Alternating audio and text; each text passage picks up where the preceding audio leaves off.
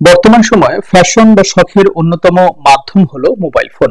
আর এই mobile phone নিয়ে আমাদের শখের শেষ নেই।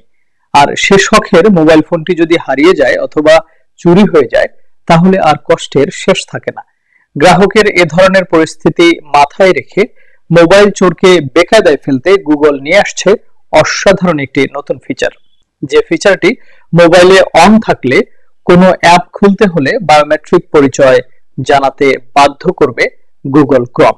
অর্থাৎ কোনোভাবে চোর যদিও আপনার পিন, প্যাটার্ন কিংবা পাসওয়ার্ড জেনেই যায়, তাহলেও লাভ নেই। সে ওইসব স্পর্শকাতর অ্যাপের নাগালি পাবে না।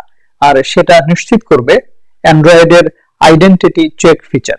অ্যাপলের স্টোলেন ডিভাইস প্রোটেকশনকে অনুসরণ করেই ফিচারটি আনা হচ্ছে অ্যান্ড্রয়েডে। এই ফিচারটিকে সক্রিয় করে রাখলেই তা বাধ্য করবে কোনো অ্যাপ খোলার সময় বায়োমেট্রিক ব্যবহার করতে।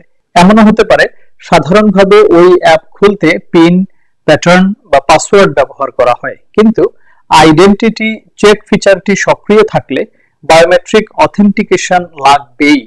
গত সপ্তাহেই এই ফিচারটির কথা ঘোষণা করেছে গুগল।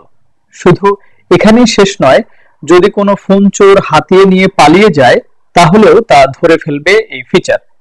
মেশিন লার্নিং মডেল ব্যবহার করে ফোন যদি বুঝতে পারে চোর দৌড়ে কিংবা গাড়িতে পালাচ্ছে, তাহলে স্বয়ংক্রিয়ভাবেই ডিটেকশন লক মোড অন করে নেবে সেটি। ফলে চোরের পক্ষে আর ফোন খোলা সম্ভব হবে না।